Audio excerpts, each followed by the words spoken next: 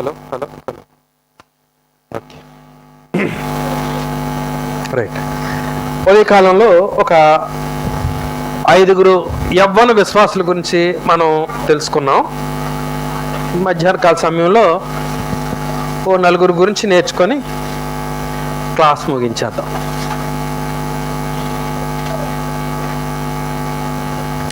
No break కదా, ఇంకా complete close మొత్తం అయిపోయిన తర్వాత ఇంకా క్లోజింగ్. ఓకే.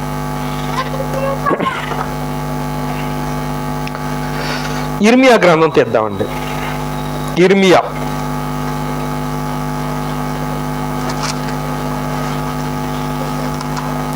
దేవుడు పెద్దవాళ్ళనే కాదు, యవ్వనస్తులైనటువంటి వారిని ప్రవక్తలుగా, నడిపించే నాయకులుగా, రాజులుగా, తర్వాత దైవజనులుగా వినియోగించుకున్నారు, దేవుడు ఉపయోగించుకున్నారు. అందులో ఒక ప్రవక్త ఎవరంటే ఇర్మియా.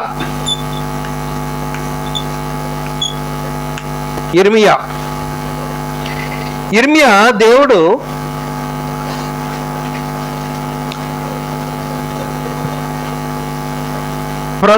ప్రజలకు ప్రవక్తగా వినియోగించుకున్నాడు. ప్రవక్తగా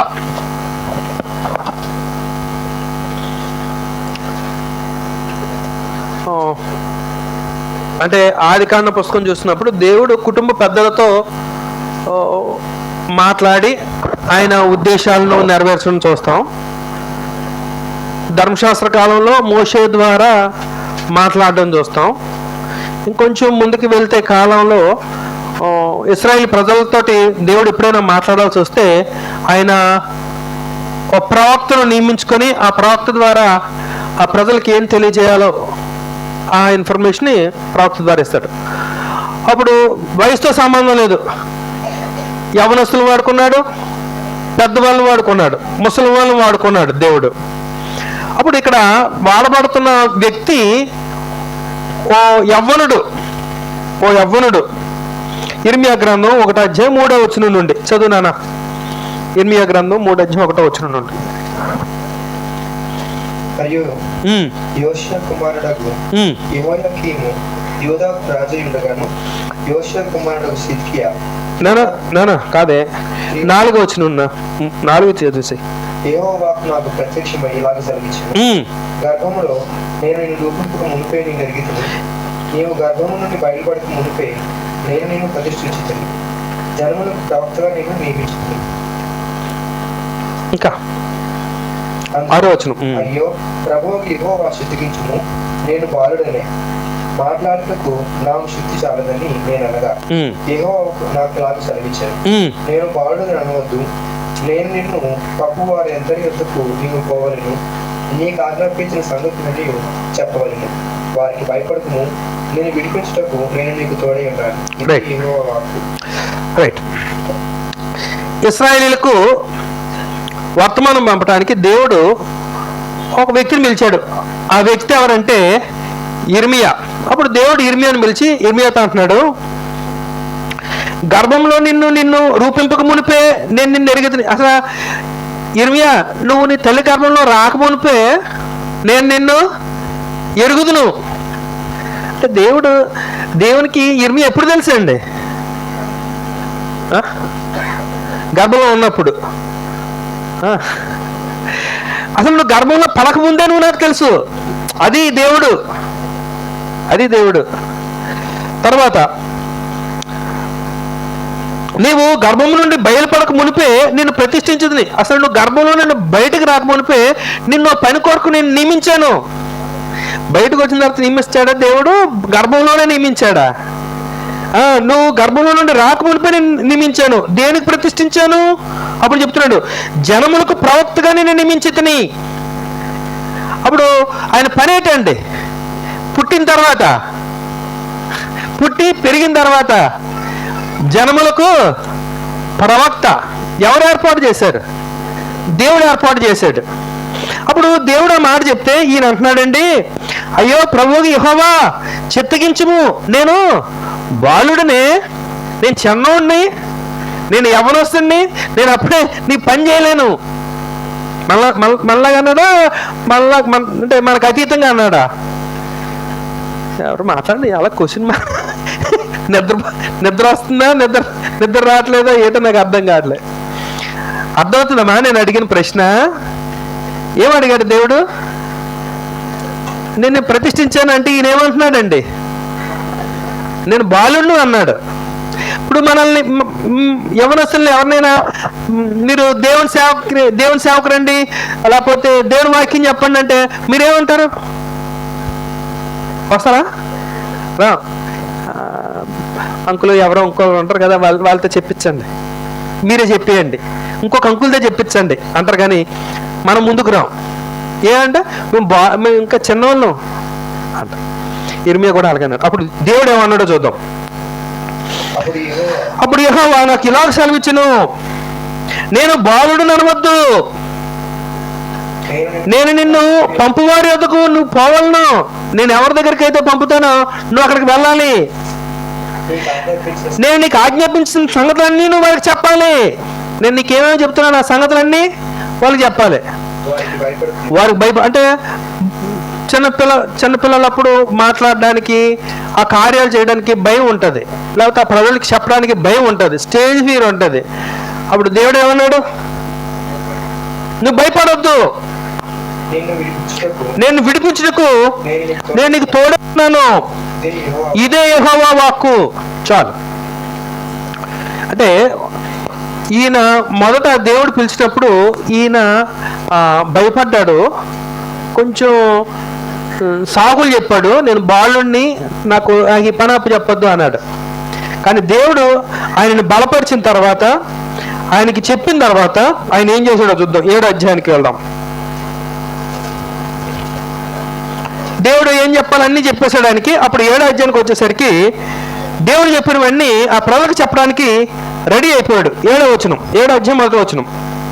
యెహోవా యొద్ద నుండి యిర్మీయాకు ప్రత్యక్షమైన వాక్కు, నీవు యెహోవా మందిర ద్వారమున నిలువబడి మాటలు అచ్చటనే ప్రకటింపు. ఎక్కడ చెప్పాలి తెలుసా ఈ మాటలు? యెహోవా మందిర ద్వారం దగ్గరికి వెళ్ళి అక్కడ వచ్చినటువంటి ప్రజలకి ఈ మాటలని చెప్పాలి. ఏం చెప్పాలి? యెహోవాకు నమస్కారం చేయుటకై ఈ ద్వారములలో బడి ప్రవేశించు యూదా వారలారా, యెహోవా మాట వినుడి. సైన్యములకు అధిపతి ఇశ్రాయేలీయుల యొక్క దేవుడైన యెహోవా ఇలాగ సెలవిచ్చుచున్నాడు, నేను ఈ స్థలమున మిమ్మును నివసింపజేయనట్లు మీ మార్గములను మీ క్రియలను దిద్దుకొని, మీ మార్గాల్ని మీ క్రియలను దిద్దుకొనుడి. స్థలము యెహోవా ఆలయము, ఈ స్థలము యెహోవా ఆలయము, ఈ స్థలము యెహోవా ఆలయం అని మీరు చెప్పుకొంచున్నారే, ఈ మోసకరమైన మాటలు ఆధారం చేసుకుంటుంది. చాలు. అంటే దేవుడు ఏం చెప్పమన్నాడు అవన్నీ కూడా ఆ దేవాలయం ద్వారం దగ్గరకు వచ్చి ఆ ప్రజలందరికీ చెప్పాలి. స్మూత్ గా చెప్పాలా, కఠినంగా చెప్పాలా? అక్కడ కఠినమైన మాటలు వాడాడండి. వాళ్ళతో అంటాడు, ఇది యెహోవా ఆలయం అని మీరు చెప్పుచున్నారే, ఈ మోసకరమైన మాటలు మీరు ఆధారం చేసుకోనకుడి. ఈ మాటలు మీరు అంటే ఇది యెహోవా ఆలయమే, కానీ ఈ మాటలను మీరు మోసకరం చేసుకోవద్దు.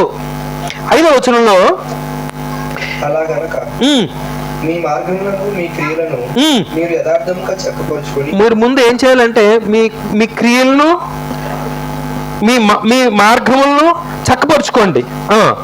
ప్రతివాడు తన పొరుగువాని ఎడల తప్పక న్యాయం జరిగించి, ప్రతివాడు తన పొరుగువాని ఎడల తప్పక న్యాయం జరిగించండి. పరదేశులను, తండ్రి లేని వారిని, విధవరాండ్రను బాధించకండి. ఈ రోజు నిర్దోష రక్తం చిందించకండి.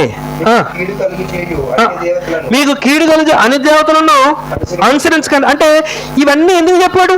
అక్కడ ఒక 6 సంగతులు ఉన్నాయండి. అవన్నీ 6 సంగతులు ఎందుకు చెప్పాడు చెప్పండి? అంటే మనం ఆలోచిస్తే వచ్చేస్తుంది. ఎందుకు చెప్పాడు? అవన్నీ వాళ్ళు చేస్తున్నారు కాబట్టి. అంటే వారు దేవుని మార్గాలను, క్రియలను విడిచిపెట్టేశారా? దాన్ని చక్కపరుచుకుని అన్నాడు. తన పొరుగువారి వల్ల న్యాయం తీర్చమంటున్నాడు దేవుడు. వీళ్ళు ఏం చేశారనమాట? న్యాయం తప్పిపోయారు. పరదేశులను, తల్లిదండ్రులు లేని వారిని, విధవరాండ్రని ఏం చేస్తున్నారు? బాధిస్తున్నారు. వాళ్ళని బాధించొద్దు. ఇక్కడ నిర్దోష రక్తం చిందించొద్దు అంటే అక్కడ వాళ్ళు ఏం చేస్తున్నారు? నిర్దోష రక్తం చిందిస్తున్నారు. ఇలాగా ఈ మాటలన్నీ ఎవరికి చెప్పాలి? యోధా ప్రజలకు చెప్పాలి. ఇలాంటి మాటలు చెప్తూ ఊరుకుంటారమ్మా? కానీ దేవుడు చెప్పమన్నాడని చెప్పి ఆయన ధైర్యంగా వెళ్ళి వాళ్ళకి చెప్పేశాడు అంతే ఆ యవనస్తుడు. ఇక్కడ మనం అంటే ఇంతకు ముందు ఆయన కొంచెం పిరిగివాడే, కానీ దేవుని దగ్గరకు వచ్చిన తర్వాత లేకపోతే దేవుని మాట విన్న తర్వాత ఆయన ఎలాంటి వాడు అయిపోయాడంటే దేవుని వాక్యంను ఎలా బోధించాడు? ధైర్యంగా బోధించాను.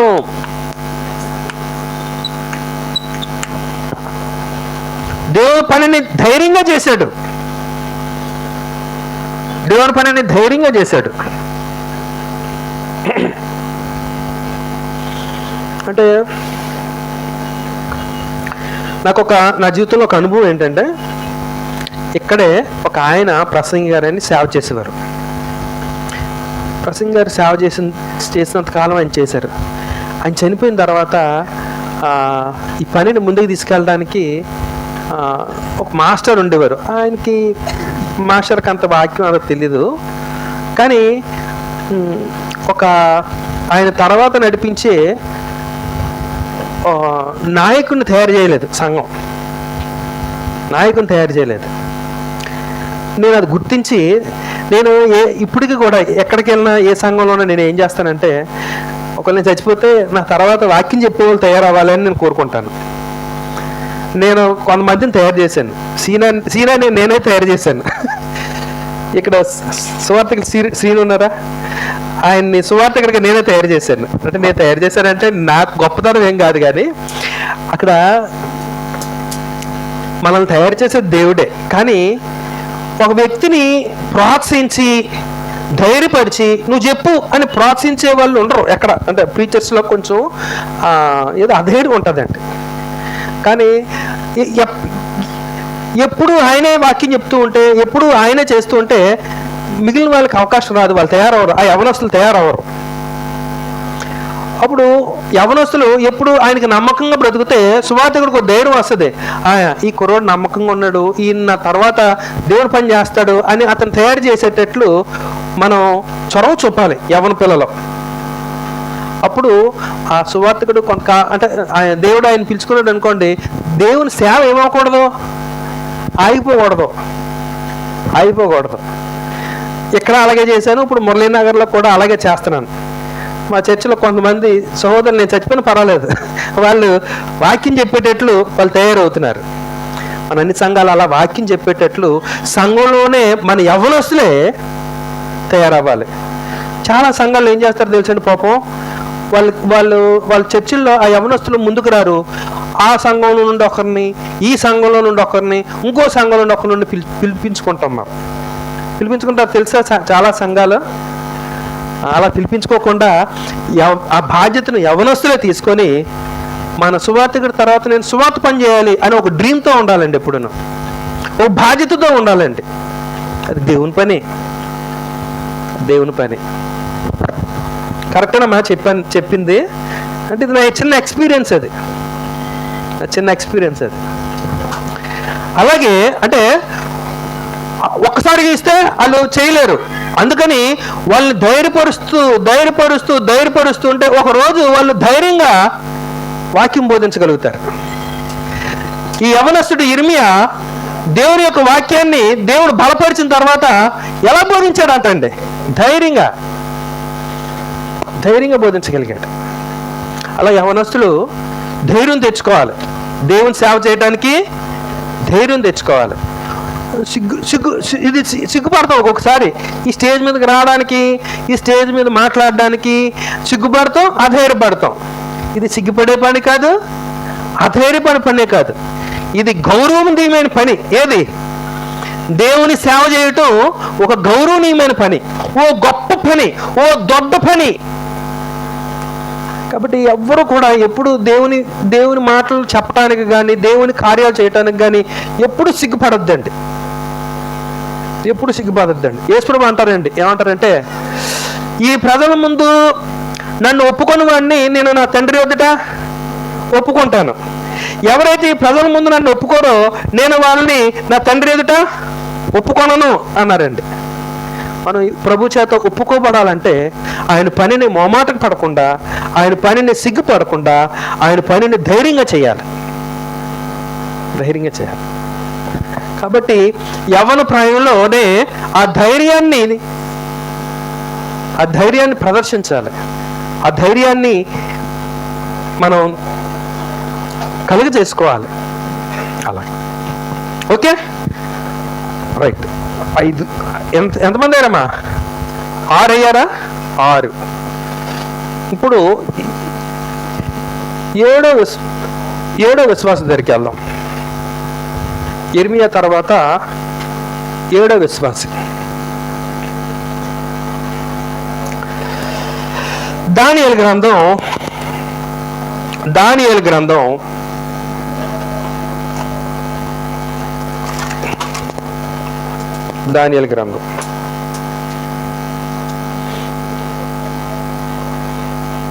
1వ వచనం నుండి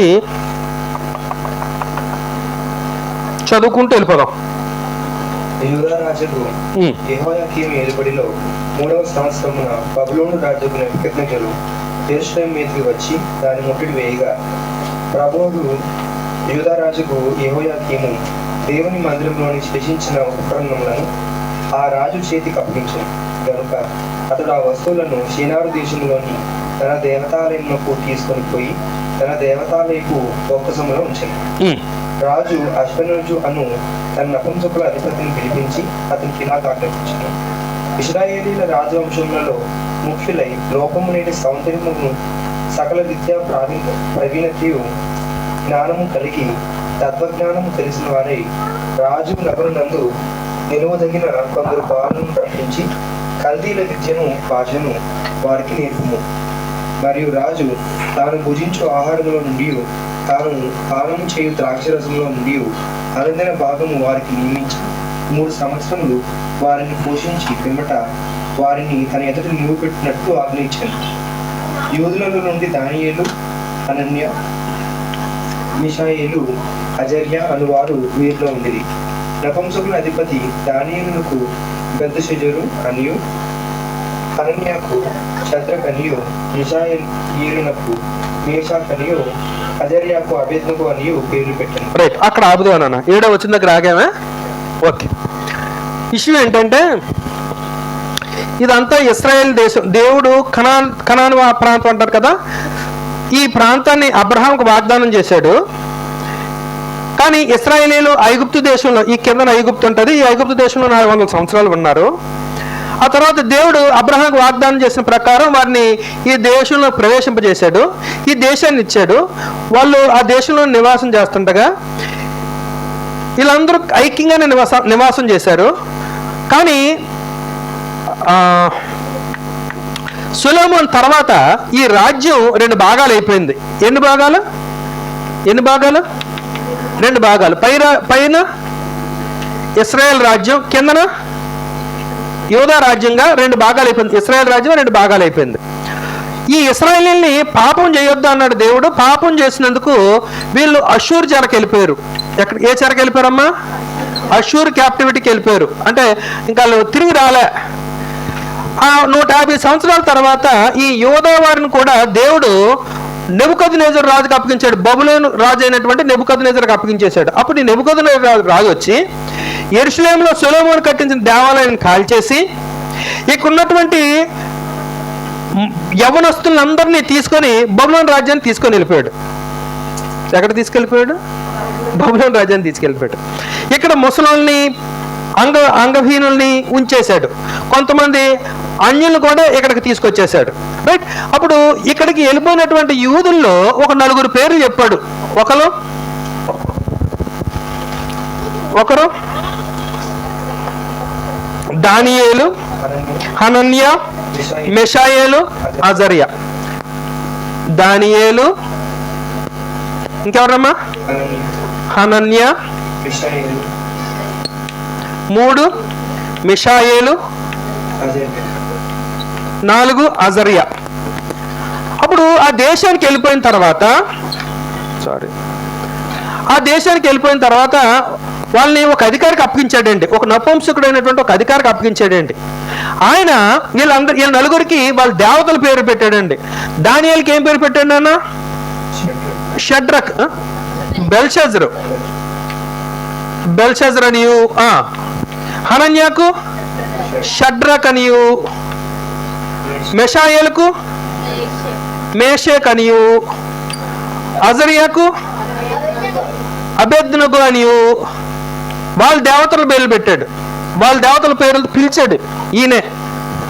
ఓకే, అంటే ఆ దేశానికి వెళ్ళిపోయిన తర్వాత వీళ్ళ పేర్లు వీళ్ళవి కాదు, వీళ్ళ ఆహారం వీళ్ళ కాదు, వీళ్ళ భాష వీళ్ళ కాదు, వీళ్ళకి వాళ్ళ భాష నేర్పించమన్నాడు. కల్దీద్ భాష, ఆ బబులోన్ దేశ భాష నేర్పించమన్నాడు. మా వస్త్రాలై అన్నాడు, మా తిండి పెట్టు అన్నాడు. అది జరుగుతుంది. ఇప్పుడు 8వ వచనం చదువునానా. రాజు భుజించు భోజనమును పానం చేయు ద్రాక్షరసమును పుచ్చుకొను తన అపవిత్రపరచకూడదని.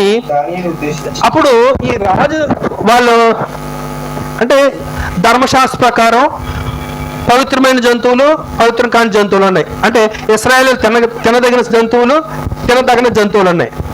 ఇప్పుడు అక్కడ ఆయన ఏమంటాడంటే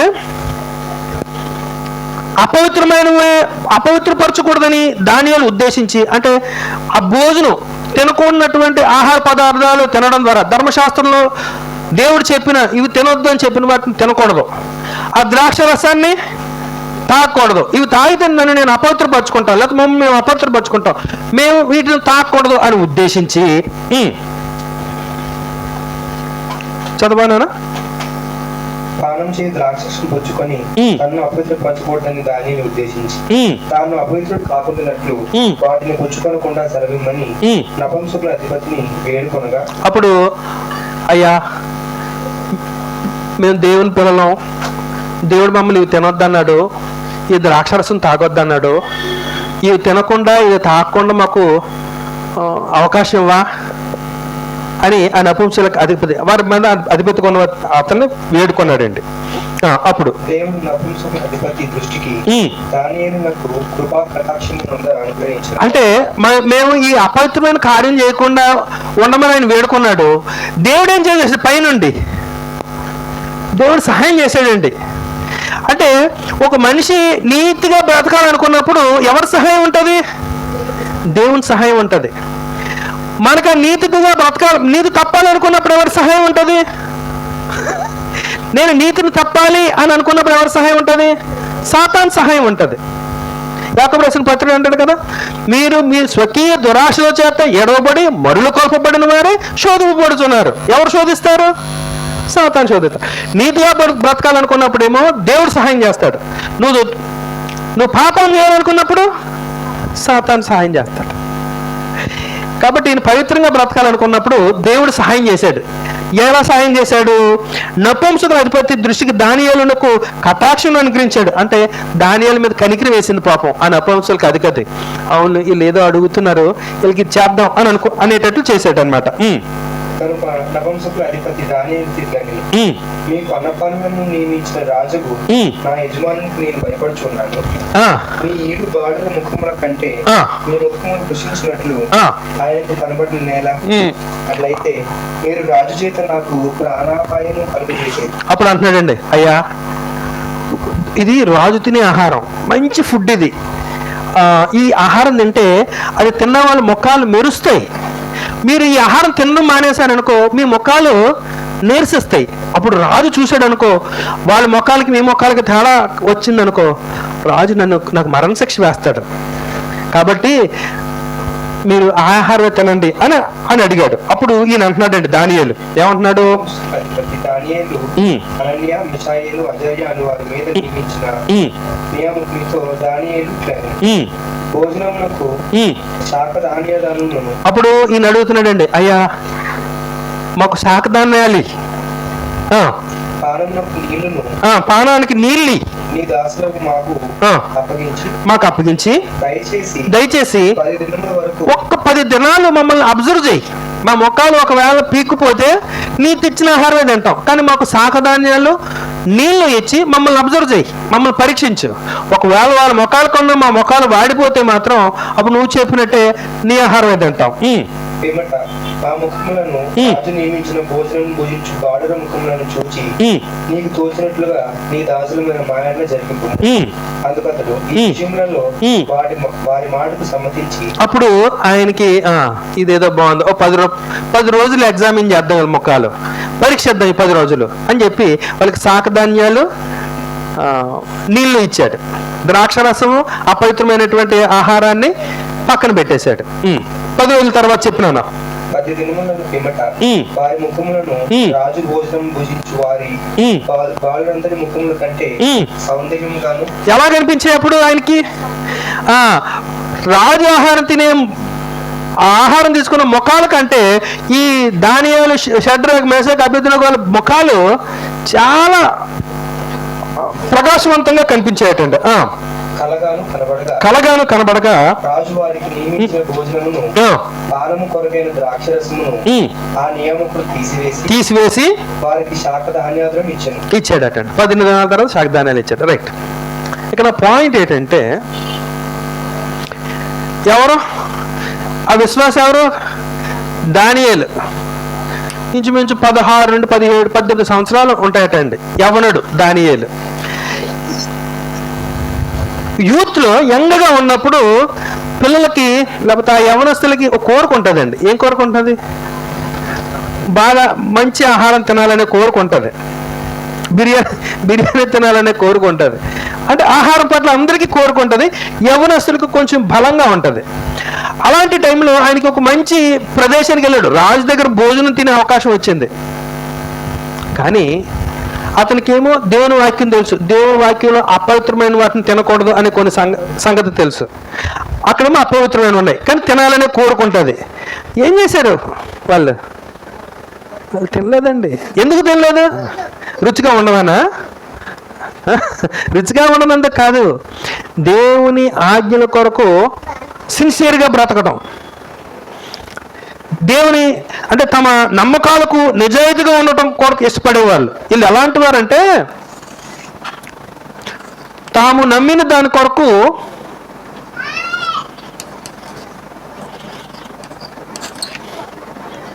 తాము నమ్మిన వాటి కొరకు ఎలా బ్రతికేవాళ్ళు? వీళ్ళు నిజాయితీగా బ్రతికేవాళ్ళు.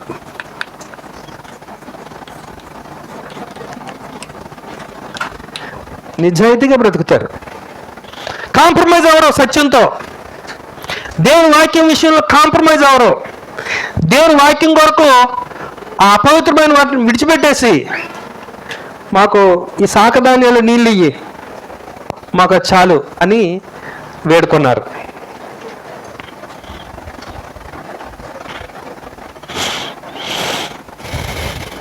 రాజీ పడలేదు.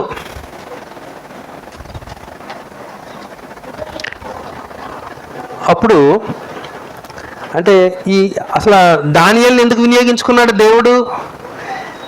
ఇలాంటి దానియేలుని దేవుడు ఎందుకు వినియోగించుకున్నాడు తెలుసండి?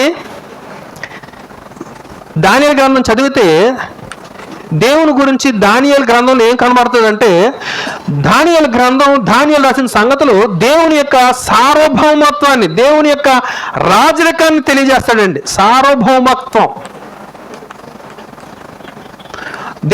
దేవుని సార్వభౌమత్వంలో లోకాన్ని తెలియజేయడానికి దావీదును దేవుడు ఎన్నుకున్నాడు, లోకమునకు తెలియజేయుటకు. దేవుడే రాజు, దేవుడే రాజు అని తెలియజేయడానికి దేవుడు ఎవరిని ఎన్నుకున్నాడు తెలుసా? దానియేలుని ఎన్నుకున్నాడు. యాక్చువల్గా ఆ బబులోను రాజుకి భయపడాలి. బబులోను రాజుకి కాదు, మేము దేవుడు అనే రాజుకి మేము భయపడతాం. దేవుని సార్వభౌమతకు భయపడతాం. రాజు తిన్న ఆహారం తినకపోతే రాజు చంపుతాడు. రాజు చంపినా పర్వాలేదు, దేవుడు తినొద్దన్న ఆహారం మేము తినాం. దేవుడు చెప్పిందే మేము చేస్తాం. ఏం పిచ్చోళ్ళు వాళ్ళు! ఏ టైంలో ఆ పిచ్చి వచ్చింది వాళ్ళకి? పిచ్చి అంటే మంచిదా చెడ్డదా? పిచ్చి అంటే మెంటల్ కాదు అక్కడ, దాని అర్థం దేవుని పట్ల తీవ్రత, దేవుని పట్ల ఆసక్తి. దేవుని పట్ల ఆసక్తి. దానియేలు గ్రంథంలో ఆ సంగతులు చదువుతాం. ఇదే నెబుకద్నెజరు దానియేలు గ్రంథంలో ఏం చేశాడమ్మా మీ అందరికీ తెలుసు కదా. ఏం చేశాడు చెప్పండి. 3 అధ్యాయాలకు వచ్చేసరికి తెలీదా? తెలుసా తెలీదా? ఓ విగ్రహం పెట్టాడు కదా, పెద్ద విగ్రహం. ఆ విగ్రహం పెట్టి మేము బాకా నాదం ఊదుతాం.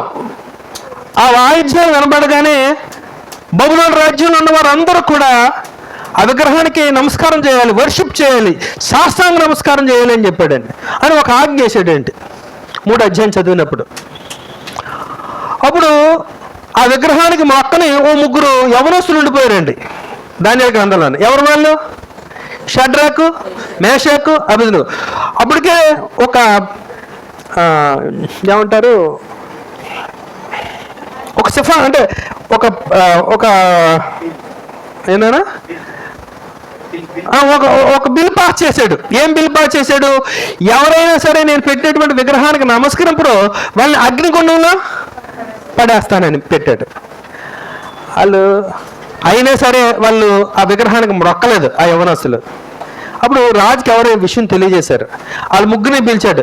మీరు ఎందుకు నా విగ్రహానికి మీరు మొక్కలేదు, నేను పెట్టిన విగ్రహానికి మొక్కలేదు, కాబట్టి వాళ్ళని తీసుకెళ్ళి ఆ వేడి గల గుండాన్ని 7 ఎంతలు చేయండి అని చెప్పి 7 ఎంతలు చేసి వాళ్ళని అందులో పడేసి ముందు మాట్లాడుతున్నాడండి. ఒక్కసారి అది చదువుదాం. 15వ వచనం 3వ అధ్యాయం దానియేలు గ్రంథం 15వ అధ్యాయం 3వ వచనం. 15వ వచనం 3వ అధ్యాయం 15వ వచనం. బాకాను, పిల్లను గ్రోవిని, పెద్ద వీణెను, సింఫోనియను, విపంచకును, సకల విధములకు వాయిద్యములు మీరు విని సమయంలో సాగిలపడి నేను చేయించిన ప్రభువుకు నమస్కరించుటకు సిద్ధముగా ఉండని ఎడల సరే మీరు నమస్కరింపని ఎడల తక్షణమే మండుచున్న వేడిమి గల అగ్నిగుండంలో మీరు వేయబడదురు. నా చేతిలో నుండి మిమ్మల్ని విడిపింపగల దేవుడు ఎక్కడున్నాడు అని అడిగాడండి. అప్పుడు ఇలా మాట్లాడుతున్నారండి యవనస్తులు, షడ్రాక్, మేషాక్, అబేద్నెగో. ఏమంటున్నారు?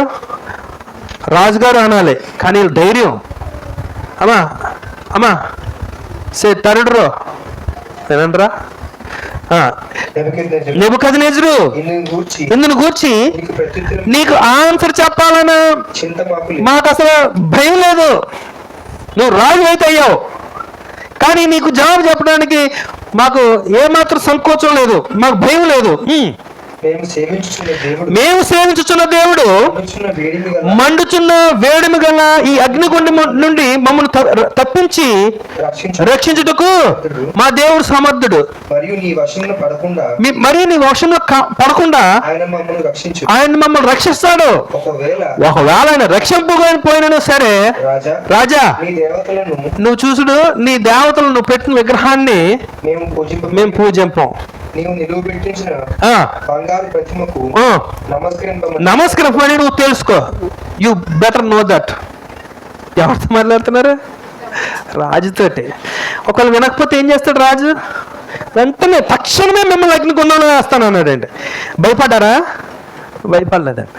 వాళ్ళకి ఏమర్థమైందండి? నెబుకద్నెజరు రాజు కంటే అంతకన్నా పెద్ద రాజు ఒక ఆయన ఉన్నాడు. ఎవరైనా దేవుడు సార్వభౌముడు, ఆయన రక్షించగలడు. ఒకవేళ రక్షించకపోయినా పర్వాలేదు, ఇక్కడ ఉనికిపోద్ది, అక్కడ మాకు ఉనికిస్తాడు దేవుడు. అలాగా వాళ్ళు తాము నమ్మిన దాని కొరకు వాళ్ళు ఎలా ఉన్నారండి? నిజాయితీగా ఉన్నారు. No compromise. దేవుని వాక్య విషయంలో వాళ్ళు సిన్సియర్గా ఉన్నారు. వాళ్ళు కుడుకు కానీ ఎడమకు కానీ తిరగరు. అంటే ఏ ప్రాయంలో, ఏ వయసులో? యవ్వన టైంలో. అలాగే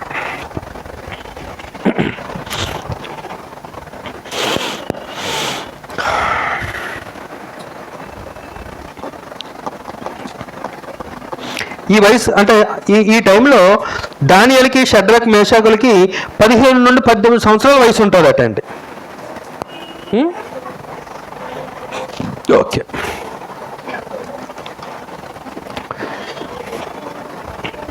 కాబట్టి దానియేలును దేవుడు ఎందుకు వాడుకున్నాడంటే దేవుని యొక్క సార్వభౌమ అధికారాన్ని లోకానికి తెలియజేయడానికి వాడుకున్నాడు. చేశాడు ఆ పని, చేశాడు. అలాగే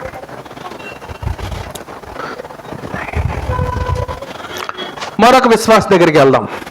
ఇప్పుడు వరకు అందరూ మగవాళ్ళని విశ్వాసంగా కనిపించారు, మాకు మా ఆడవాళ్ళు ఎవరు విశ్వాసం లేరా అని క్వశ్చన్ రాలేదమ్మా? ఉన్నారు, కానీ మనం గుర్తించలేదు అంతే. ఇప్పుడు ఒక స్త్రీ గురించి మనం ఆలోచిద్దాం. 8 అమ్మా, సారీ 8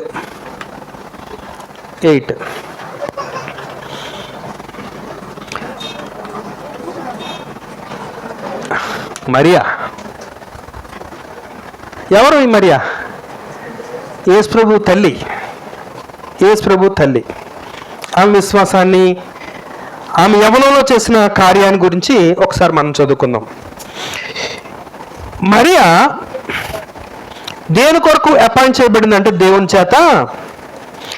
దేని కొరకు అపాయింట్ చేయమని మీరే చెప్పాలి. యేసు ప్రభువుని కనడానికి, రక్షకుని లోకంలోకి తీసుకురావడానికి, రక్షకుని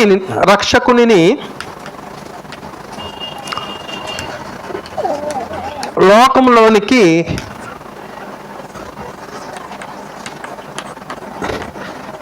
తీసుకొని రావడానికి ఈవిడి సాధనంగా ఉపయోగపడింది.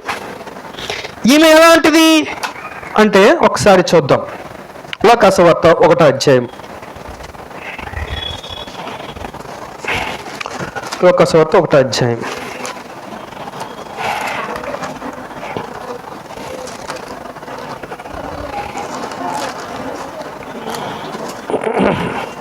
ఇరవై 6 నుంచి చదువుదామా?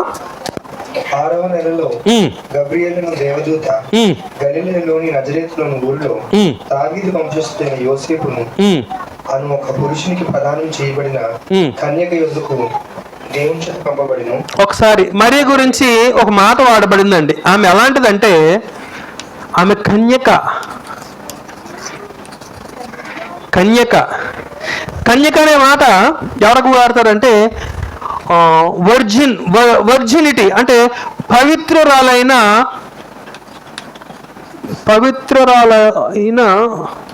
స్త్రీ అన్న పురుషుని ఎరగని స్త్రీ. ఆమె పవిత్రాలు అంటే ఆమె తన క్యారెక్టర్ని కాపాడుకుంది. మీరు బైబిల్లో మీ స్థానిక సంఘంలో ఎప్పుడైనా బుద్ధిగల కన్యకులు, బుద్ధి లేని కన్యకులు పాఠం విన్నారా? బుద్ధిగల కన్యకులు, బుద్ధి లేని కన్యకులు అంటే బుద్ధిగల కన్యకులు, బుద్ధి లేని కన్యకులు అంటే కన్యకులు అనేది దేన్ని సింబలైజ్ చేస్తుంది? వాళ్ళ పవిత్రమైన ప్రవర్తనను తెలియజేస్తుంది. అప్పుడు వాళ్ళకి ఉన్న వ్యత్యాసం ఏంటంటే పవిత్రతలో అందరూ మంచి వాళ్ళే. 10 మంది కన్యకులు అంటే 10 మంది మంచి వాళ్ళే క్యారెక్టర్ పరంగా.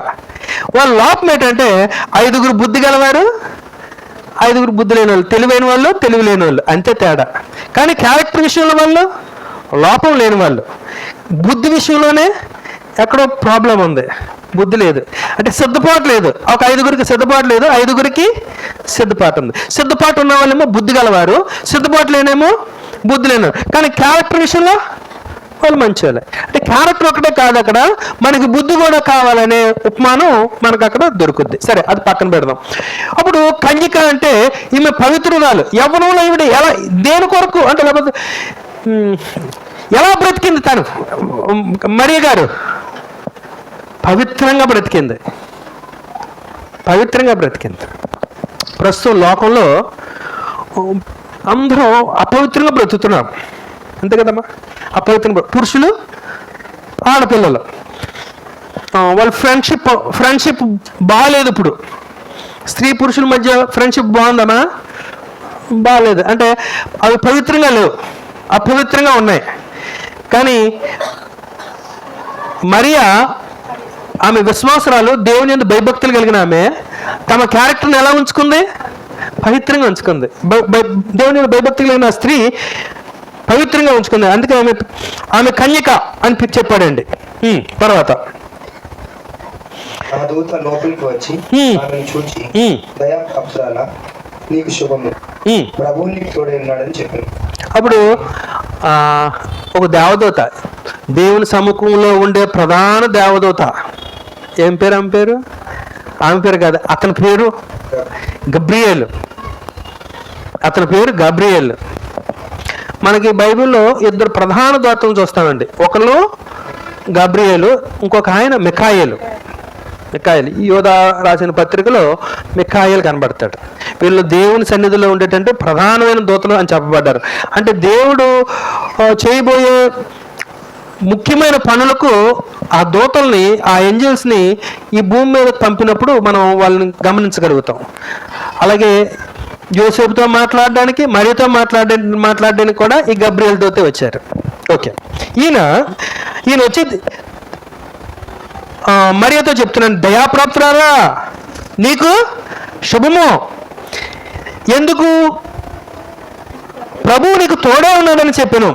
అప్పుడు ఆమె ఈ మాటలకు బహుగా తొందరపడి ఈ శుభవచనం ఏమిటో అని ఆలోచించుకొనిచుండగా దూత, మరియా, భయపడకుము, దేవుని వలన నువ్వు కృప పొందితివి. దేవుని వలన నువ్వు కృప పొందితివి. ఈ లోకంలో అందరిని చూశాడు దేవుడు, కానీ దేవుడు నిన్నే ఎన్నుకుంటున్నాడు. అందువల్ల నువ్వు దేవుని వలన నువ్వు కృప పొందావు. దేవుని యొక్క ఇన్స్ట్రుమెంట్గా వాడబడడానికి నువ్వు సెలెక్ట్ అయ్యావు. అది గ్రేట్ థింగా లేకపోతే సామాన్యమైన థింగా? గ్రేట్ థింగ్ అమ్మా. ఇప్పుడు ఎంసెట్లో ఫస్ట్ ర్యాంక్ వచ్చింది, ఎలా ఉంటుంది అలా ఆనందం? అలాగే మరికి దేవుని దృష్టిలో ఒకే ఒక మంచి క్యారెక్టర్ కలిగిన స్త్రీ దొరికింది. ఎవరామే? మరియా. నువ్వు కృప పొందితివి. ఇదిగో నీవు గర్భం ధరించి కుమారుని కని ఆయనకు యేసు అని పేరు పెట్టదు. అప్పుడు అంటున్నాడండి, అమ్మా నువ్వు గర్భం ధరిస్తావు, ఒక శిశువు పుడతాడు, ఆయనకి యేసు అని పేరు పెడతావు. ఆయన గొప్పవాడై సర్వోన్నతుని కుమారుడు అనబడతాడు. అప్పుడు ఆయన గొప్పవాడు అవుతాడు, సర్వోన్నతుని దేవుని కుమారుడు అనబడతాడు. ప్రభువైన దేవుడు ఆయన తండ్రి అయిన దావీదు సింహాసనమును ఆయనకి ఇచ్చును. దేవుడు యెహోవా దేవుడు తన కుమారుడైన దావీదు సింహాసనాన్ని ఈయనకి ఇస్తాడు. ఆయన యాకోబు వంశస్థులను ఆయన పరిపాలన స్టార్ట్ చేసిన తర్వాత యుగయుగాలు వెళ్తాడు, ఆయన రాజ్యం శాశ్వతమైంది అని చెప్పాడు. 34వ వచనం. అందుకు మరియా, నేను పురుషుని ఎదురు. అప్పుడు సామాన్యంగా మనుషులు అందరికి వచ్చేటప్పుడు ఆమెకు వచ్చింది, అయ్యా నేను పురుషుని ఎరగని దాన్నే, నేను ఎలాగా బిడ్డకి తల్లినవుతాను, నేను కన్యకను కదా అని అడిగింది. ఇది ఎలాగ జరిగినని దూతతో అనగా దూత పరిశుద్ధాత్మని అప్పుడు మరి ఆవిడ ప్రిపేర్ చేయాలి కదా మానసికంగా, అందుకే ఎక్స్ప్లెయిన్ చేస్తున్నాడు అనమాట అండి. అమ్మా పరిశుద్ధాత్మ వలన నువ్వు గర్భవతి అవుతావు అని చెప్పాడు. పరిశుద్ధాత్మ ఓకే ఓకే అనుకున్నది ఆవిడ. సర్వోన్నతుని శక్తి కమ్ముకొనను గనుక పుట్టబో శిశువు పరిశుద్ధుడై దేవుని కుమారుడు అనబడును. మరియు నీ బంధువురాలు ఎలిజబెత్. అంతే, అక్కడ ఆగుదాం. అక్కడ ఆగి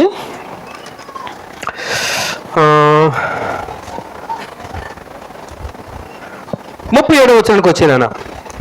దేవుడు చెప్పిన ఏ మాట నిరర్థకం కానేరదని ఆమెతో చెప్పాడు. అంటే దేవుడు చెప్పిన ఏ మాట అయినా సరే జరగకుండా ఉండదు, జరుగుతుంది. నీ విషయంలో జరుగుద్ది, ఎలిజబెత్ విషయంలో జరుగుద్ది అని చెప్పాడు. ఇప్పుడు ఎక్కడ కీలకమైన సంగతి అండి, ఇది కీలకమైన సంగతి. ఆమె ఏమన్నది?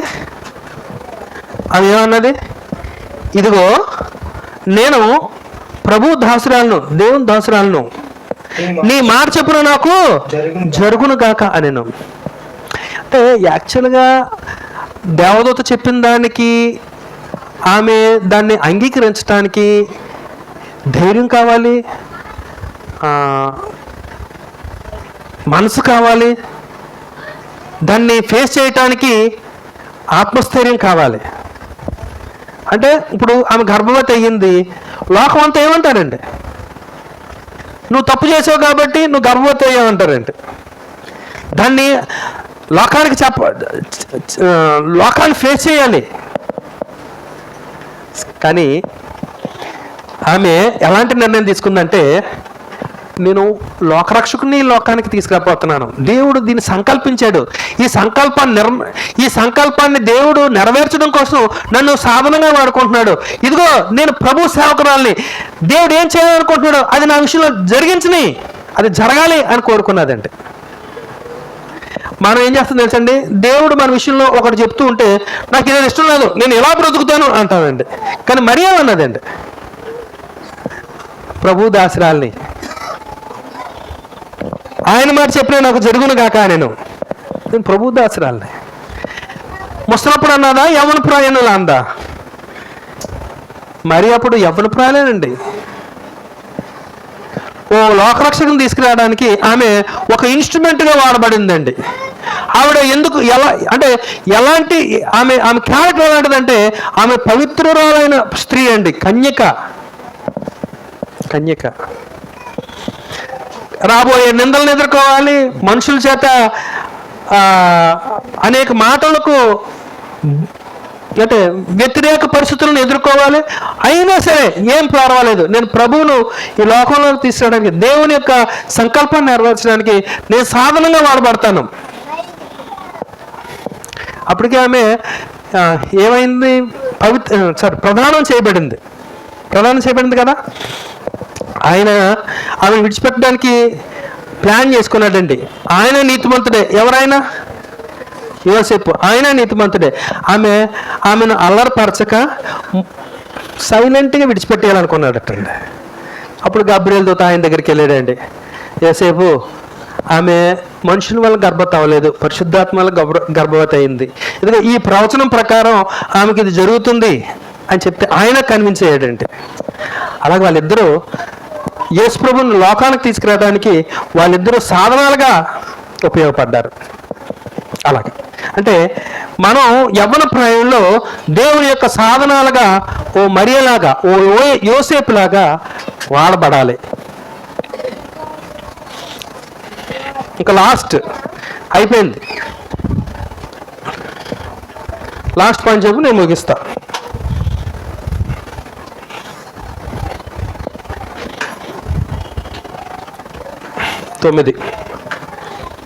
ఎవరి గురించి చెప్పాలనుకుంటున్నానంటే, తిమోతి అనే ఓ యవ్వనస్తుడి గురించి చెప్తానండి.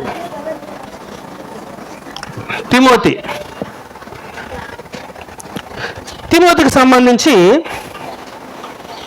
అపోస్తుల కార్యములు 16 అధ్యాయంలో, అపోస్తుల కార్యం 16 అధ్యాయంలో ఆయన ప్రస్తావన ఉంది.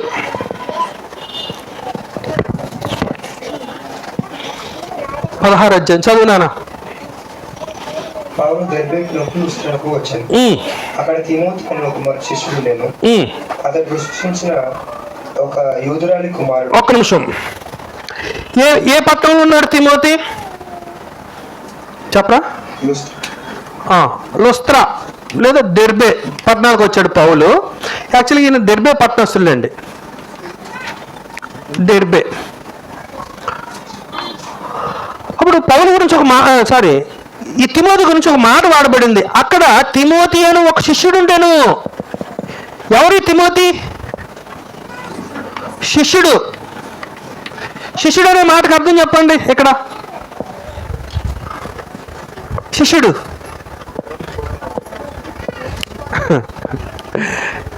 అసలు శిష్యుడు అని ఎవరిని పిలిచారు బైబిల్లో?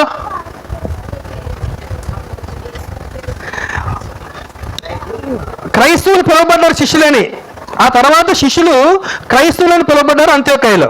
అంటే మొదట అందరూ శిష్యులని పిలువబడేవారు. అంత్యోకయలో ఈ శిష్యులందరికీ మరొక పేరు వాడబడింది. ఏమని వాడబడింది? క్రైస్తవులని పేరు వాడబడింది. ఒకసారి ఆ మాట చదివేద్దాం. ఇక్కడే ఎన్నో వచ్చిన 11 అధ్యాయం అనుకుంటా.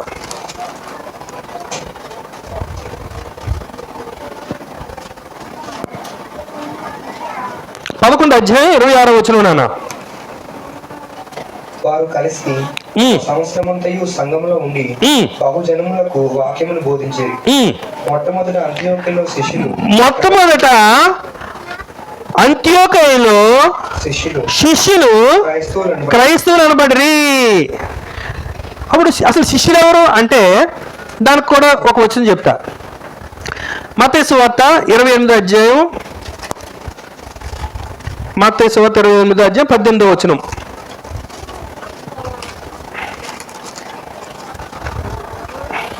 పరలోకమందును భూమి మీదను నాకు సర్వాధికారం ఇవ్వబడి ఉన్నది. కాబట్టి మీరు వెళ్ళి సమస్త జనులను నాకు శిష్యులుగా చేయండి. అంటే యేసు ప్రభు అపోస్తలులకు ఏం చెప్పాడంటే, మీరు సర్వలోకానికి వెళ్ళి సర్వజనులకి సువార్త చెప్పి నాకు శిష్యులుగా చేయండి. ఎలా చేయండి శిష్యులుగా అంటే, తండ్రి యొక్కయు కుమారుని యొక్కయు పరిశుద్ధాత్మ యొక్క నామములోకి వారికి బాప్తిస్మం ఇచ్చుచు నేను ఏ సంగతులను ఆజ్ఞాపించుతున్నో వాటన్నిటిని గైకొన్నట్లు వారికి బోధించండి. అంటే ఎవరైతే బాప్తిస్మం పొందుతారో వారందరూ యేసు ప్రభువుకి ఏమవుతారు? శిష్యులు అవుతారు. ఆ శిష్యుల్ని అంత్యోకయలో ఏమని పిలిచారు? క్రైస్తవులు అని పిలబడ్డారు. ఇప్పుడు నాకు చెప్పండి, శిష్యుడు అనే మాటకు అర్థం చెప్పండి. ఈయన క్రైస్తవుడు. ఎవరు? తిమోతి. 16వ అధ్యాయానికి వచ్చేసరికి ఆయన ఆల్రెడీ క్రైస్తవుడు. అంటే యాక్చువల్గా ఆయన ఇప్పుడు మనం చదువుతున్న ఈ భాగం 16వ అధ్యాయం పౌలు 2వ సువార్త ప్రయాణంలో జరుగుతున్నది. అంటే మొదటి సువార్త ప్రయాణంలోనే ఈయన వాక్యం విని రక్షణ పొందేశాడు. పౌలు మొదటి సువార్త ప్రయాణంలోనే ఈయన వాక్యం విని రక్షణ పొందాడు యవనస్తుడు. ఇంకా చదువుదాం, అక్కడే ఉంటారు ఆ సంగతి అంతా. చదివినాను ఇప్పుడు వెనక్కి వచ్చేసాయి.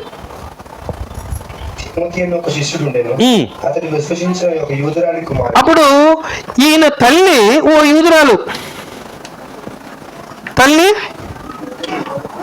యూదురాలు అంటే ఓ ఇశ్రాయేల్ సంబంధించినటువంటి స్త్రీ.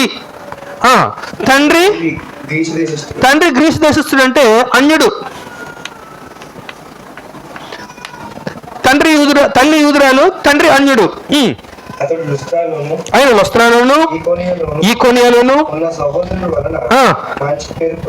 ఈ యవనస్తుడు సంఘాల్లో ఉన్నటువంటి సహోదరుల వలన ఏం సంపాదించాడంటే ఏం సంపాదించాడు? మంచి పేరు సంపాదించాడటండి. తిమోతి ఓ యవనస్తుడే, ఓ చిన్నపిల్లోడే, ఓ 16-17 సంవత్సరాలు కలిగినటువంటి తిమోతి ఆ ప్రాంతాల్లో ఉన్నటువంటి సంఘాలందరికీ ఆ వ్యక్తి తెలుసు. తిమోతి తెలుసు, మంచి పేరు పొందినవాడు. అతడు తనతో కూడా బయలుదేరి రావాలని పౌలు కోరి అతని తండ్రి గ్రీసు దేశస్థుడని. అప్పుడు పౌలు సువార్త ప్రయాణం చేస్తున్నాడు. ఒక్కొక్క ప్రాంతానికి వెళ్ళి అక్కడ వాక్యం చెప్పి సంఘాన్ని ఏర్పరుస్తున్నాడు. మరొక ప్రాంతానికి వెళ్ళి వాక్యం చెప్పి అక్కడ సంఘాన్ని ఏర్పాటు చేస్తున్నాడు. ఆయన వెళ్ళిపోతూ ఈ దెర్బేకి వచ్చి ఈ తిమోతిని కోరుకున్నాడు. తిమోతి, నువ్వు నాతో పాటు సువార్త సేవకు వచ్చేయి, నాతో పాటు సువార్త సేవకు వచ్చేయి అంటే యవనస్తుడు వెళ్ళిపోతాడా? యేసు ప్రభు దగ్గరికి ఒక యవనస్తుడు వచ్చాడండి. వచ్చి, ప్రభువా, నువ్వు నిజమైన బాధకుడివి, నేను నిత్యజీవం పొందుకోవాలంటే ఏం చేయాలో చెప్పు అని అడిగాడండి. అయితే ఒక పని చేయనా, నువ్వు ధర్మశాస్త్రంలో ఉన్నటువంటి ఆజ్ఞలన్నీ చెయ్యి అంటే ఆ యవనస్తుడు అన్నాడు, నేను నా చిన్నతనం నుండి వాటిని చేస్తున్నాను అన్నాడండి. యేసు ప్రభు అతన్ని ప్రేమించి, అయితే నీకు ఒకటి కొదవగా ఉంది, నువ్వు ఒక పని చెయ్యి, నీ ఆస్తి బీదలకు అమ్మేసి నువ్వు వచ్చి నన్ను వెంబడించు అన్నారండి. అప్పుడు ఒక మాట ఉంటుందండి, ఏమంటుందంటే, అతడు మిక్కిలి ఆశపడు కనుక వ్యసనపడి యేసు ప్రభుని విడిచిపెట్టి వెళ్ళిపోయాడు. అంటే డబ్బు కోసం వెళ్ళిపోయాడు. ఈ లోకంలో ఉన్నటువంటి కంఫర్ట్స్ కోసం అతడు యేసు ప్రభుని విడిచిపెట్టి యేసు ప్రభుని వెంబడించకుండా వెళ్ళిపోయాడు. మరి అతనిలాగా ఇతను ఎందుకు వెళ్ళిపోలేదు? ఇతనికి ఏం పిచ్చి ఉంది?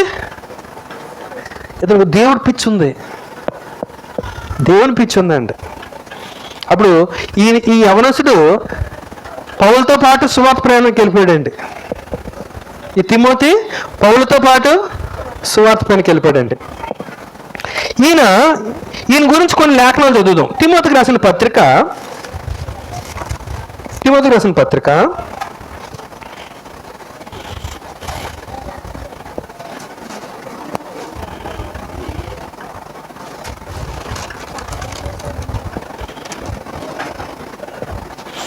2వ పత్రిక 14-15 వచనం చదువుదాం. అంటే 14-15 వచనాలు. నీకు అప్పగింపబడిన రెండో పత్రిక 3వ అధ్యాయం 14-15 వచనాలు. క్రీస్తు యేసునందు ఉంచవలసిన విశ్వాసం ద్వారా రక్షణార్థమైన జ్ఞానము నీకు కలిగించుటకు శక్తిగల పరిశుద్ధ లేఖనములను బాల్యము నుండి నీ వెరుగుదువు గనుక. ఎప్పుడు తెలిసిన తిమోతికి వాక్యం బాల్యం నుండి నీ వెరుగుదువు. ఈయన బాల్యం నుండి వాక్యం ఎరిగిన వాడు.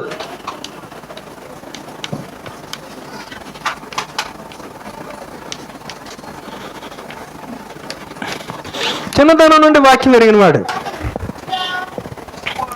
ఇప్పుడు మొదటి పత్రిక రానన్న, మొదటి పత్రిక కాదు, రెండో పత్రికలోనే 3వ వచనం చదువుదాం. నా ప్రార్థనలు యందు ఎడతెగక నిన్ను జ్ఞాపకం చేసుకొనొచ్చు, నీ కన్నీళ్లను తలుచుకొని నాకు సంపూర్ణ ఆనందం కలుగుటకై వీళ్ళిద్దరు ఎలా ఉంటారు తెలుసంటే, పౌలు తిమోతి ఓ తండ్రి ఓ కొడుకులాగా ఉంటారండి. ఓ తండ్రి ఓ కొడుకు. ఈయన దూరంగా ఉన్నాడు, ఆయనకు ఉత్తరం రాస్తూ, నాన్న నీ గురించి ఏడుస్తున్నాను రా, నిన్ను చూడాలని ఉంది తిమోతి, నిన్ను చూడాలని ఉంది అని చెప్తున్నాడండి ఆ మాటల్లో. నిష్కపటమైన విశ్వాసమును జ్ఞాపకం చేసుకుని నా పితరాచార ప్రకారము నిర్మలమైన మనస్సాక్షితో నేను నా సేవించుచున్న దేవునికి నీ విషయంలో కృతజ్ఞతాస్తుతులు చెల్లిస్తున్నాను. ఎందుకో తెలుసా, నీలో ఓ నిష్కపటమైన విశ్వాసం ఉంది. ఎలాంటి విశ్వాసం ఉంది తిమోతిలో? నీలో ఓ నిష్కపటమైన విశ్వాసం ఉంది. దాన్ని నేను జ్ఞాపకం చేసుకుని నా పితరాచార ప్రకారం నా దేవునికి నేను కృతజ్ఞతాస్తుతులు చెల్లిస్తున్నాను. నువ్వు బాగున్నావని నీకు కృతజ్ఞతాస్తుతులు చెల్లిస్తున్నాను. ఏ విషయంలో బాగున్నావు నువ్వు? విశ్వాస విషయంలో. ఎలాంటిది నీ విశ్వాసం?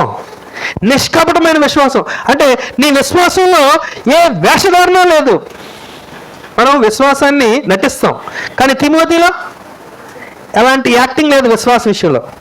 అప్పుడు అన్నాడండి, చదువునాను, ఆ విశ్వాసము మొదట నీ అవ్వైన లోయలోను నీ తల్లి అయిన యునేకేలోను వసించెను, అది నీ యందును సహా వసించుచున్నది. ఈయనకి విశ్వాసం ఎలా వచ్చిందో చెప్తున్నాడండి. ఈయనకి ఒక అవ్వ ఉన్నదండి. ఈయన అవ్వ, ఎవరామె పేరు?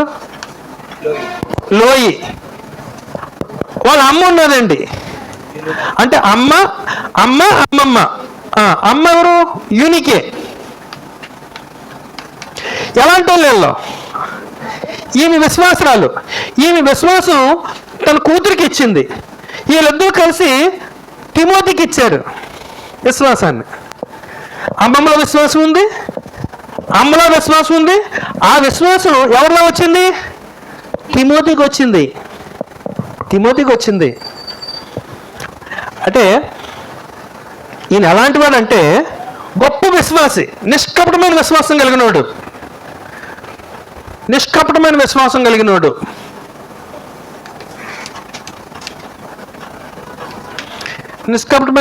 కలిగిన వాడు. బాల్యం నుండి వాక్యం తెలిసిన వాడు.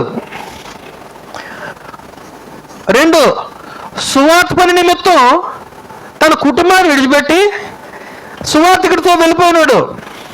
అంటే నేను సువార్థికుడుకు సహకరించిన వాడు.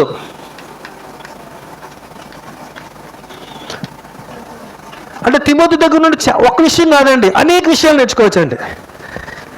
పౌలు ఎఫెసులో ఒక స్కూల్ పెట్టి వాక్యం నేర్పిస్తే ఆయన అక్కడ వాక్యం నేర్చుకొని, పౌలు దగ్గర వాక్యం నేర్చుకొని, ఆయన నేర్చుకున్న వాక్యాన్ని పౌలు నువ్వు ఎఫెస్ వెళ్ళంటే ఎఫెస్ వెళ్తాడు, నువ్వు ఫిలిప్పీ వెళ్ళంటే ఫిలిప్పీ వెళ్తాడు, నువ్వు ఫలానా ప్రాంతం వెళ్ళంటే ఫలానా ప్రాంతం వెళ్తాడు. ఎవరి గురించి మాట్లాడుకుంటున్నాం? తిమోతి గురించి.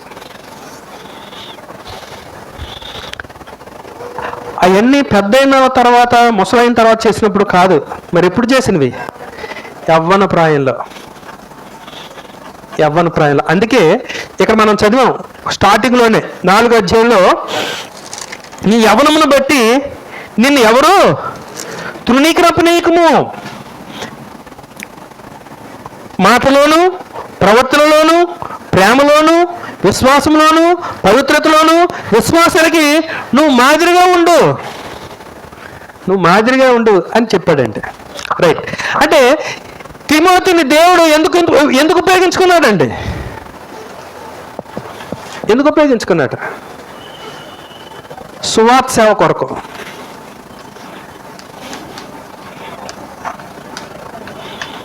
సువార్త సేవ కొరకు వినియోగించుకున్నాడండి.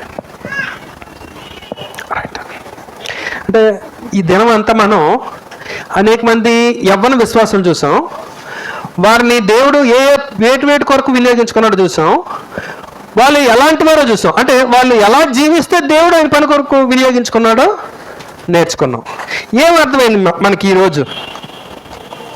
మీకు ఏం అర్థమైంది? నేను వెళ్ళిపోతా, అయిపోయింది 3. మీకేం అర్థమైంది? ఏమైనా అర్థమైందా? అర్థం కాలేదు అసలు? అర్థం కాలేని చేతులు ఎత్తండి. అప్పుడు అందరినీ ప్రశ్నిస్తే అర్థం కాలేదు, మీరు అర్థమైంది అన్నారు కాబట్టి మిమ్మల్ని అర్థం కాలేదని ఇప్పుడు మీరు చేయెత్తితే మిమ్మల్ని ఏమి అడగను. అర్థమైందని చేతులు దించితే మాత్రం మిమ్మల్ని ఏదోటి అడుగుతా. ఎంతమందికి అర్థం కాలేదు? Very good. ఒక చెయ్యి లేచింది, చిన్నపిల్ల లేచింది. ఎంతమందికి అర్థం కాలేదు? అందరికి అర్థమైందా? ఓకే. నానా ఏం పేరు? ఎల్లో షర్ట్ పక్కన నువ్వేం పట్టుకొని వెళ్తున్నావు? నీకేం అర్థమైంది?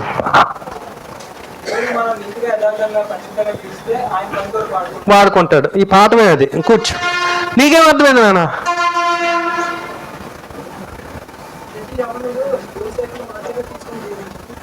Okay, very good.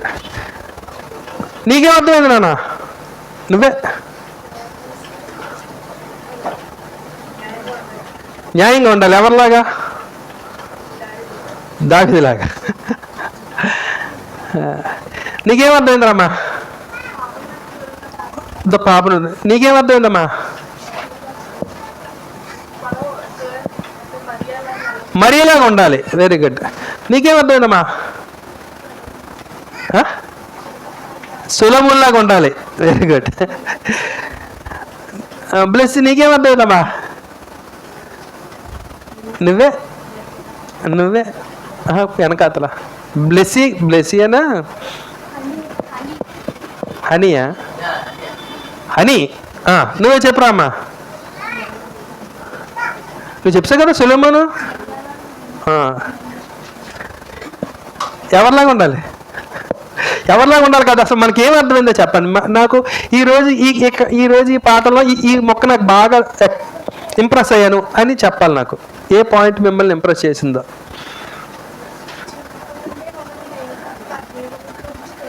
చిన్నప్పటి నుండి తెలుసుకోవాలి, బాల్యం నుండి. Very good. అమ్మ నీకేమందమైందిరా? యోసేపులాగా నిజాయితీగా ఉండాలి.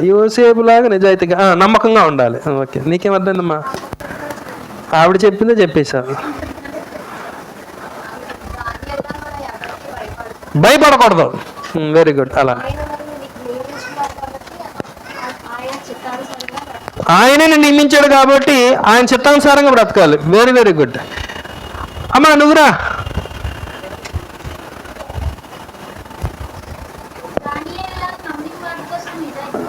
అంతే, నమ్మిన వాటి కోసం సిన్సియర్గా ఉండాలి. Very good. శశిలాగా ఉండాలి.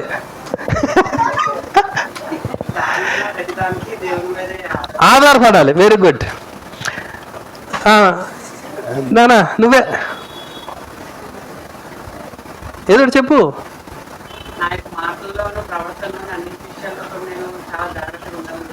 Okay, very good. నానా నువ్వు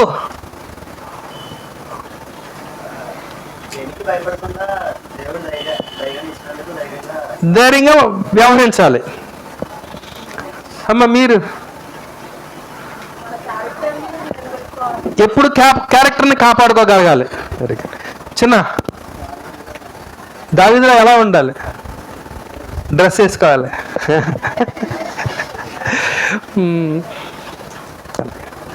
సో మీ అందరికీ అర్థమైందని నేను అనుకుంటున్నాను. ఉదయం నుండి ఇప్పటి వరకు దేవుని యొక్క వాక్యాన్ని శ్రద్ధగా విన్నారు. నేను మీ మొక్కలన్నీ చూశాను, చాలా సిన్సియర్గానే విన్నారు. ఇలా అంటే యవ్వన ప్రాయంలోనే మన భక్తిని, మన విశ్వాసాన్ని, దేవునితో మన సంబంధాన్ని అభివృద్ధి చేసుకుందాం. అప్పుడు దేవుడు మనకు తోడుగా ఉంటాడు, దేవుడు మనల్ని ఆశీర్వదిస్తాడు. ఆయన విడువడు ఎడబాయడు. ఎవరికి ఇచ్చాడు ఈ వాగ్దానం? యెహోషువతోటి. ఒక యెహోషువ కాదు, అది ఆయన కోరుకున్న విధంగా బ్రతికిన వారందరికీ ఆ వాగ్దానం దేవుడు ఇస్తున్నాడు. ఓకేనా? అందరికి వందనాలు. సీనయ్య, నీకు కూడా వందనాలు అన్నయ్య.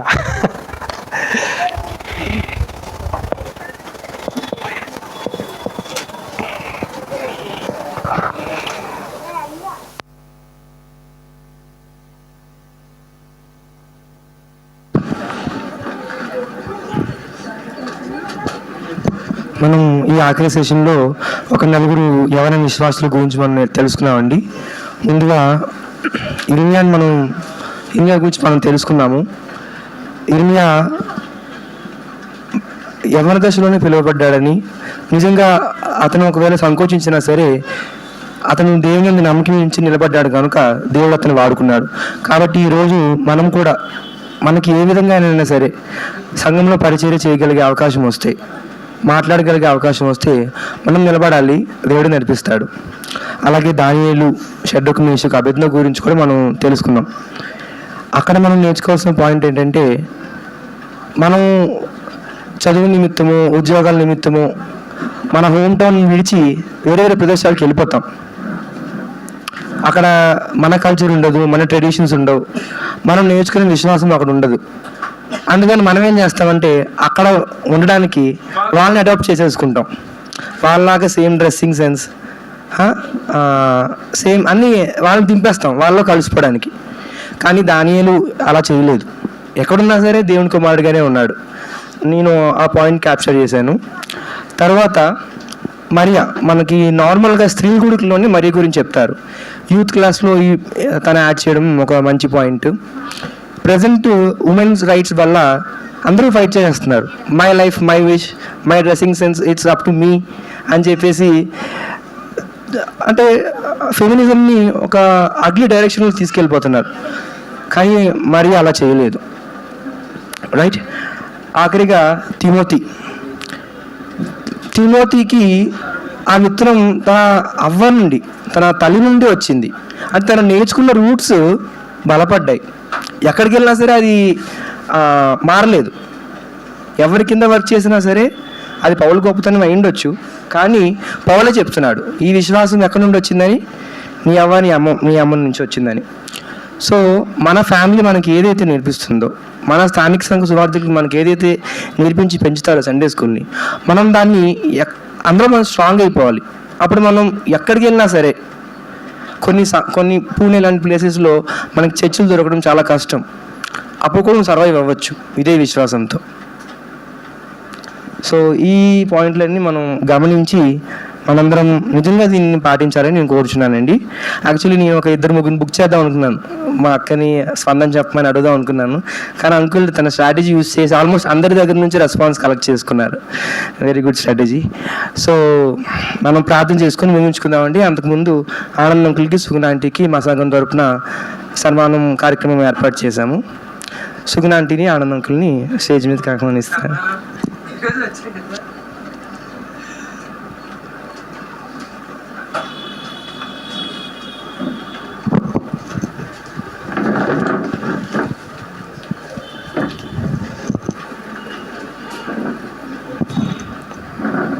ఆనంద్ అంకుల్ని, సుగుణ ఆంటీని స్టేజ్ మీదకి ఆహ్వానిస్తున్నాను. నాకు సన్మానం ఎందుకు చేస్తాను చెప్పాలి. నాకు వాక్యం నేర్పించారు. ఆనందర్యాలు మాకు వాక్యం నేర్పించారు, మా పిల్లలకు వాక్యం నేర్పిస్తున్నారు, మా మనవాళ్ళకి కూడా నేర్పిస్తారు రేపు మళ్ళా. అందుకని సన్మానం.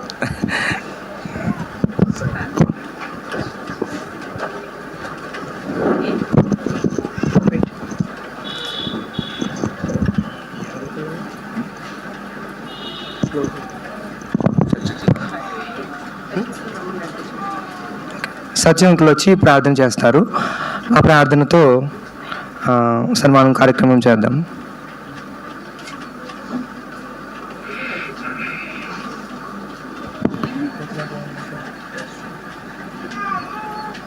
కూడి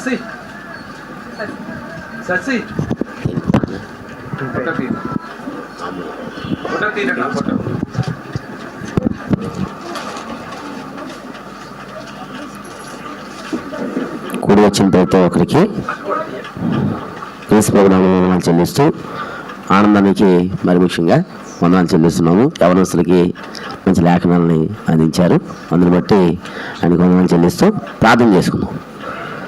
కరుణా సంపన్నుడైన మా తండ్రి, ప్రేమమయుడైన మా నాయన, మీ మహోన్నతమైన, మీ ఉన్నతమైన, మీ శ్రేష్టమైన నామానికి కృతజ్ఞతలు, స్తుతులు, స్తోత్రం చెల్లిస్తూ నాయన, ప్రస్తుతము యవనస్తులు భయంకరమైన స్థితిలో లోకం యొక్క నాయన పోకడలో వారు కొట్టుమిట్టాడుతున్న సందర్భంలో సంఘాలలో, మా కుటుంబాలలో ఉన్న యవనస్తులను ఉద్దేశించి మీ లేఖనాలను ఈ రోజంతా నాయన వివరించగలిగే అవకాశాన్ని, అట్టి భాగ్యాన్ని చోడవరంలో ఉన్న క్రీస్తు ప్రభు సంఘం ద్వారా మీ కుమారులు ఆనంద కుమారు గారి ద్వారా మీరు అందించారు. అది బట్టి వందనాలు చెల్లిస్తున్నాం తండ్రి.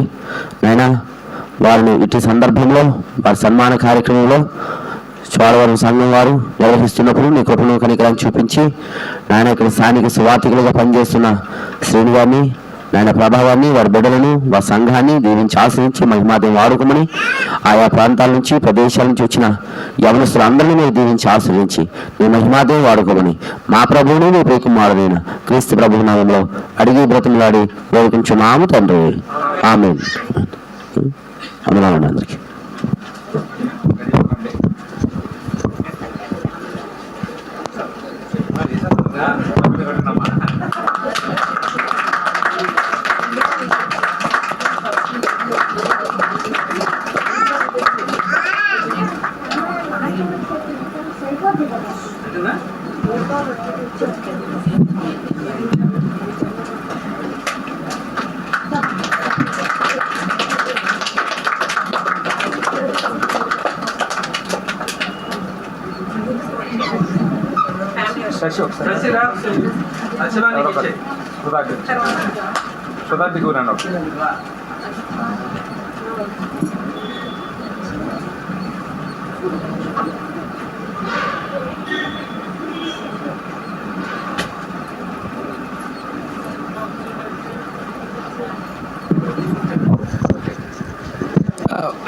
వాస్తవానికి ఈరోజు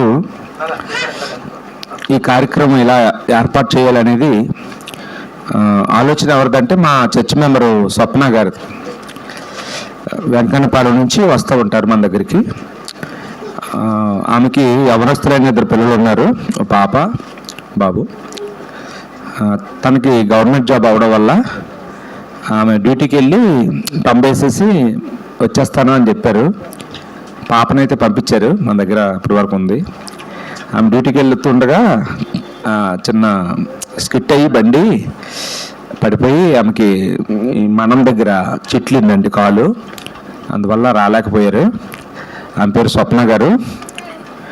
మన ఏం పేరు, దేవరాపల్లి శ్యామ గారికి సొంత పిన్ని ఆవిడ, చిట్టమ్మ అంటారు ఆవిడ్ని. ఆమె కోసం మీరు ప్రార్థన చేయాలని కోరుతున్నానండి.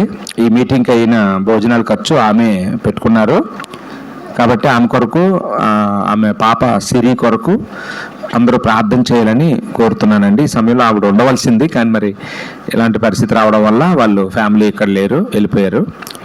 కాబట్టి వాళ్ళ కోసం మీరు అందరూ ప్రార్థన చేయాలని కోరుతున్నానండి. మనం ముగింపు ప్రార్థన చేసుకుందామండి. ఆనంద్ గారు చేసిన ప్రార్థనతో ఈ కార్యక్రమం ముగించుకుందాం. అందరూ లేచి నిలబడదామా?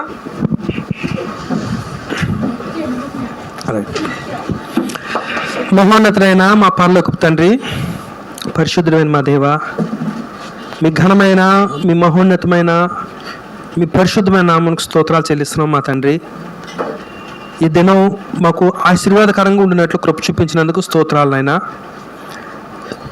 ఎందుకంటే మేము మీ సన్నిధిలో గడపగలిగే అవకాశాన్ని, మీ యొక్క వాక్యాన్ని ధ్యానించే అవకాశాన్ని, మీకు కృతజ్ఞతాస్తులు చెల్లించే అవకాశాన్ని మాకు అనుగ్రహించారు. మీకే కృతజ్ఞతాస్తులు చెల్లిస్తున్నాం నాయనా. చోడవరంలో ఉన్న మీ కుమారుని సంఘం ఈ గొప్ప కార్యాన్ని తలపెట్టి ఇలా విజయవంతం అవగలగడానికి మీ మీరే జోక్యం చేసుకున్నారు నాయనా.